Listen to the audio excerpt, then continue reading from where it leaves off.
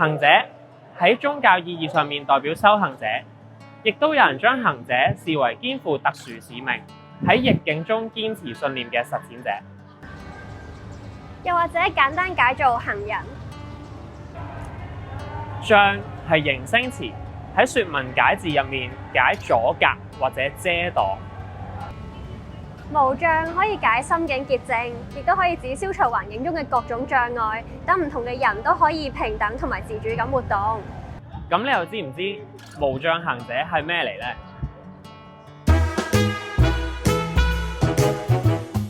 無障行者係香港復康會年度重點活動，透過城市定向體驗，參加者會模擬殘疾人士或者係長期病患者嘅日常生活。今年嘅活動有無障城市狙擊手城市定向體驗賽，以傳承文體類作為主題，推動共融社會。另外仲有無障行者嘉年華，設有推動傷健共融嘅攤位遊戲同埋展覽，內容好豐富㗎。今日好開心，有好多人參加啦！我哋今日有成120隊嘅隊伍參加嘅。其實今日想帶俾大家嘅目的呢，我哋就係親身出發，體驗共融。即係我哋希望咧，每一隊咧，透過今日咧，佢哋試用啲輪椅啦，或者助行器啦，叫做親身上陣啊！咁睇下日常咧，嗰啲殘疾嘅人士咧，佢哋嗰個出行啦，日常嘅生活嗰個苦況，咁希望嗰啲參與者日常生活裏邊咧，係可以知道點樣去推動呢個共融社會，同埋製造多啲、推廣多啲要無障礙通道咯。今年咧已經係第8年嘅啦。咁就我哋過往咧，我哋都係用一啲即係教育嘅性質啦。咁我哋今日嘅主題咧，其實都係傳承文體類啦。我哋希望大家關注多啲咧，呢啲文體類嘅設施咧，都係有無障礙嘅設施喺度。咁所以咧，希望一個平權，等佢哋大家都好公道，同一個健康嘅人一樣，可以用到呢啲設施，同埋參與嗰啲設施製造嘅活動啦。聽完介紹，我哋都係時候出發啦。賽事嘅玩法係每一隊嘅其中一位成員必須使用輪椅或者助行器參與城市定向，並且挑戰各種嘅任務。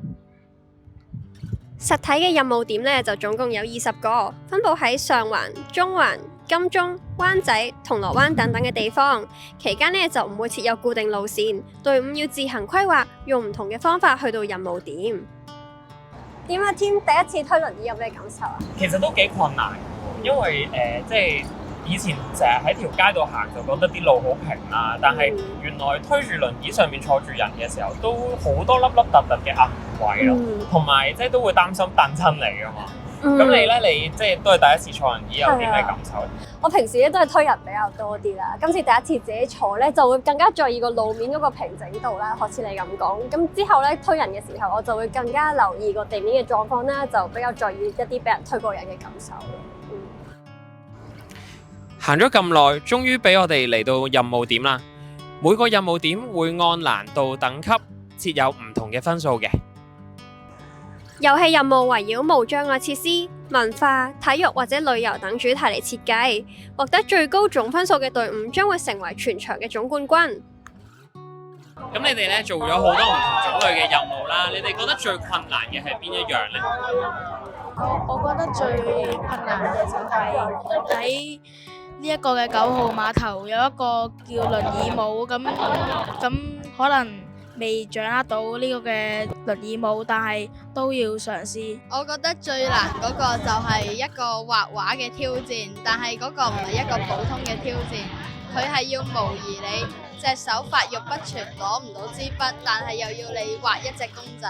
好，咁想問下大家啦，參加完呢個挑戰之後有啲咩感受呢？一早起身參加個咁有意義嘅任務，出咗好多汗，好開心。